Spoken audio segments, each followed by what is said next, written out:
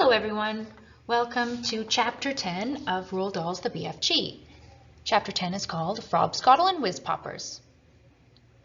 By now, Sophie was beginning to feel not only extremely hungry, but very thirsty as well.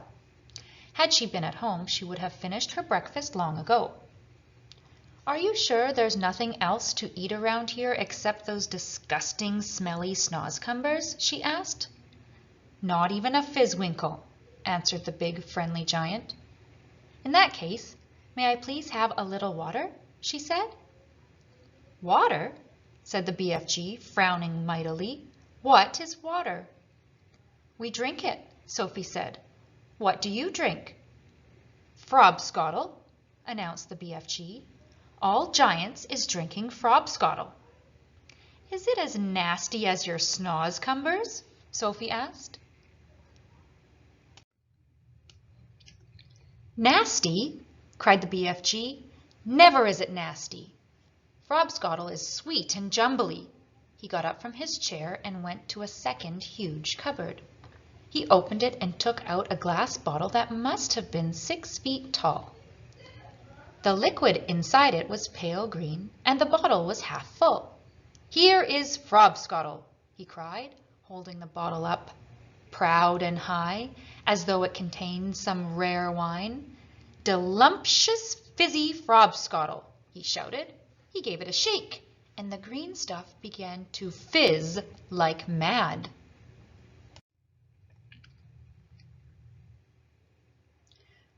But look, it's fizzing the wrong way, Sophie cried, and indeed it was. The bubbles, instead of traveling upwards and bursting on the surface, were shooting downwards and bursting at the bottom. A pale green frothy fizz was forming at the bottom of the bottle.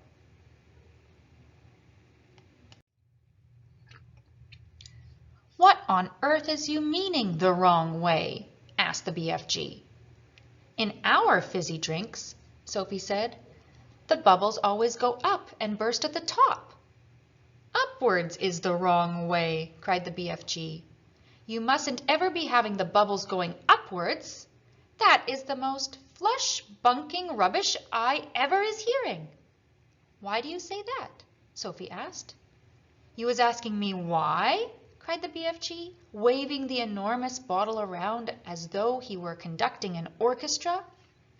You was actually meaning to tell me you cannot see why it is a scrawdy mistake to have the bubbles flying up instead of down? You said it was flush-bunking. Now you say it's scrawdy. Which is it? Sophie asked politely. Both, cried the BFG. It is flush-bunking and scrawdy mistake to let the bubbles go upwards.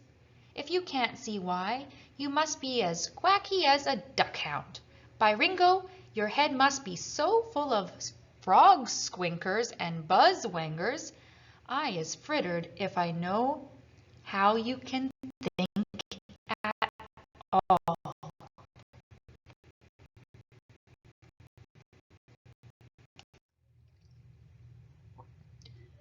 Why shouldn't the bubbles go upward? Sophie asked. I will explain, said the BFG. But tell me first, what name you was calling your Frobscottle by? One is Coke, Sophie said. Another is Pepsi. There are lots of them. And the bubbles is all going up? They all go up, Sophie said.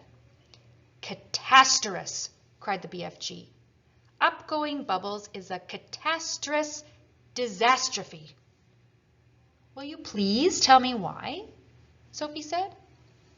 If you will listen carefully, I will try to explain, said the BFG. But your brain is so full of bug whiffles, I doubt you will ever understand.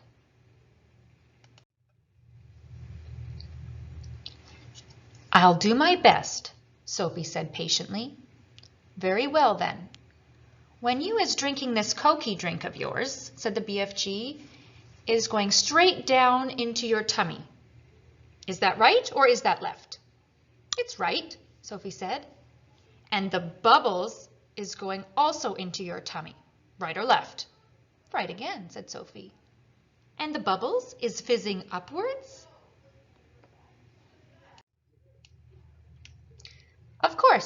Sophie said.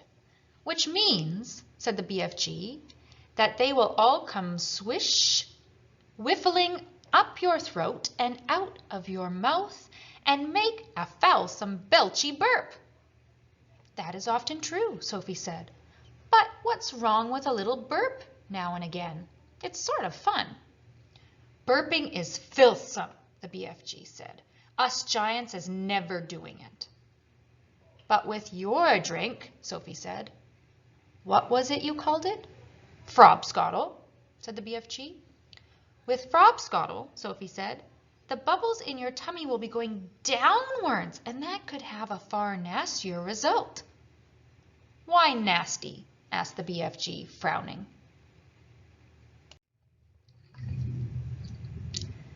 Because, Sophie said, blushing a little, if they go down instead of up, they'll be coming out somewhere else with an even louder and ruder noise. A whizzpopper, cried the BFG, beaming at her. Us giants is making whizzpoppers all the time. Whizz-popping is a sign of happiness. It is music in our ears. You surely is not telling me that a little whiz-popping is forbidden among human beings? It is considered extremely rude, Sophie said. But you is whiz-popping, is you not, now and again? Asked the BFG. Everyone is whiz-popping, if that's what you call it, Sophie said. Kings and queens are whiz-popping. Presidents are whiz-popping. Glamorous film stars are whiz-popping. Little babies are whiz-popping. But where I come from, it is not polite to talk about it.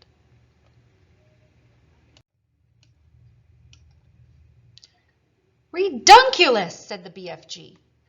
If everyone is making whiz-poppers, then why not talk about it? We is now having a swiggle of a delicious Frobscottle, and you will see the happy result. The BFG shook the bottle vigorously. The pale green stuff fizzed and bubbled.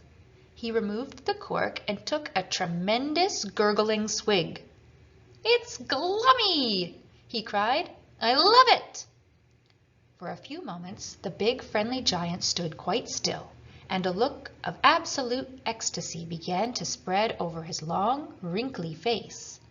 Then suddenly the heavens opened, and he let fly with a series of the loudest and rudest noises Sophie had ever heard in her life.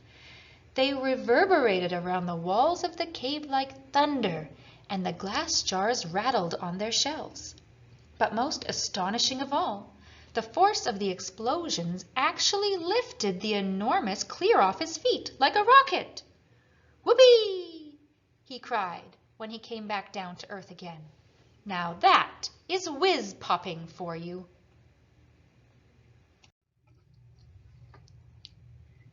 Sophie burst out laughing. She couldn't help it. Have some yourself, cried the BFG, tipping the neck of the enormous bottle towards her. Don't you have a cup? Sophie asked. No cups, only bottle. Sophie opened her mouth, and very gently the BFG tipped the bottle forward and poured some of the fabulous Frobscottle down her throat. And oh gosh, how delicious it was! It was sweet and refreshing. It tasted of vanilla and cream, with just the faintest trace of raspberries on the edge of the flavor. And the bubbles were wonderful. Sophie could actually feel them bouncing and bursting all around her tummy. It was an amazing sensation. It felt as though hundreds of tiny people were dancing a jig inside her and tickling her with their toes. It was lovely.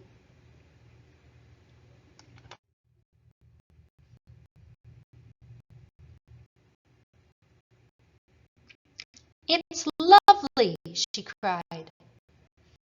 Just wait, said the BFG, flapping his ears.